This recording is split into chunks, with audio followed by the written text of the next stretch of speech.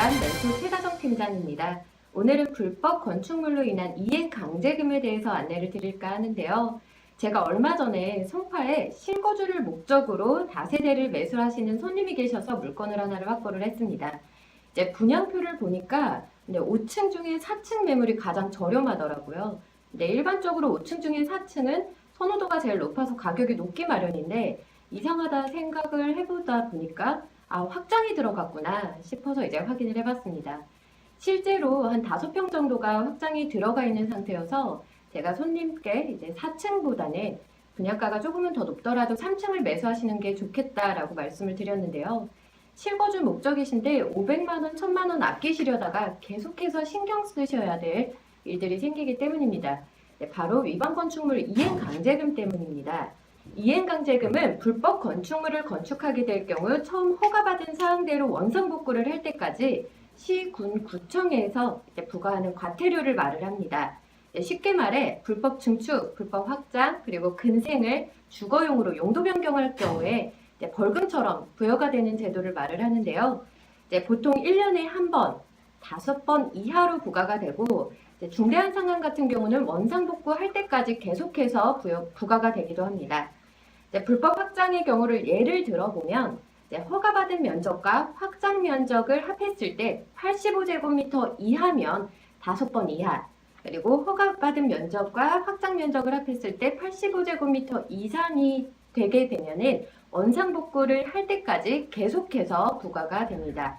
상가주택이라던가 다가구 같은 경우도 마찬가지로 계속해서 부과가 됩니다. 이행강제금 계산 방식은 제곱미터당 시가표준액 곱하기 위반 면적 곱하기 시가표준액의 50%에 건폐율을 초과한 경우 100분의 80, 용적률을 초과한 경우 100분의 90, 허가를 받지 않고 건축한 경우 100분의 100, 신고를 하지 않고 건축한 경우 100분의 70을 곱하면 되는데요. 앞서 제가 말씀드렸던 송파를 예시로 한번 들어보겠습니다. 위반 면적이 16.5제곱미터이고 제곱미터당 시가표준액을 대충 한 46,000원이라고 했을 때 제곱미터당 시가표준액 46,000원 곱하기 위반 면적 16.5 곱하기 50% 곱하기 확장을 했으니 건폐율 초과 0.8을 곱하게 되면은 30만 3,600원이 되는 거죠. 이제 1년에 한 번씩 약 30만 원씩을 5번을 내야 되는 것입니다.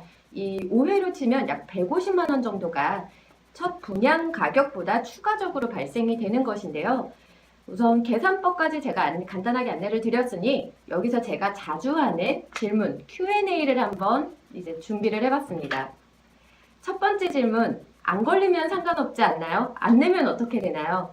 약간 현실 도피형 손님이라고 볼 수가 있겠는데요. 없으실 것 같지만 사실 이런 질문이 곧잘 들어옵니다. 네, 안 걸리면 됩니다. 하지만 요새는 주변에서 신고도 하고 항공사진도 찍는다고 하니까 하루하루 불안하신 것보다는 그래도 내시는 게 좋지 않을까 싶고요. 그래도 안 걸리면 땡이죠. 그리고 이행강제금이 미납이 된다라고 하면은 이제 강제철거나 공매 처분이 내려질 수도 있고 상가 같은 경우에는 위반 건축물로 지정이 됐을 경우 영업행위 자체가 불가능해집니다.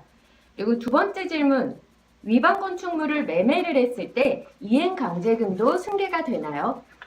이제 납부하고 남은 이행강제금은 매수인에게 승계가 되지만 미납된 이행강제금은 승계가 되지 않습니다.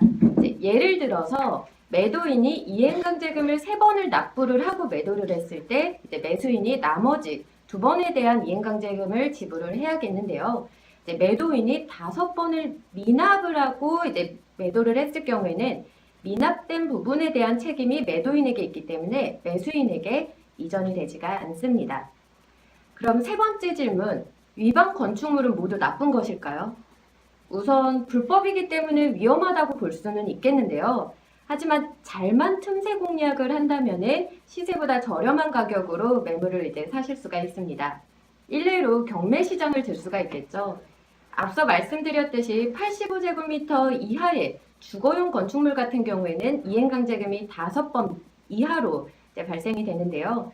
경매시장 같은 경우에는 위반 건축물은 철거 비용까지 계산을 해서 낙찰가에서 그만큼 간과한 금액의 낙찰을 받게 되기 때문에 이행강제금이 모두 납부가 되었는지 85제곱미터 이하의 주거용 건물이 맞는지를 확인하신 뒤 낙찰을 받는다면 시세보다 저렴한 가격으로 수익성을 높이실 수가 있게 됩니다. 근린생활주택을 무단으로 용도 변경, 주거용으로 변경을 한다면 상가이기 때문에 기한 없이 이행강제금이 부담이 돼서 잘못하면 월세를 내고 내 집에서 사는 꼴이 되는 것이죠.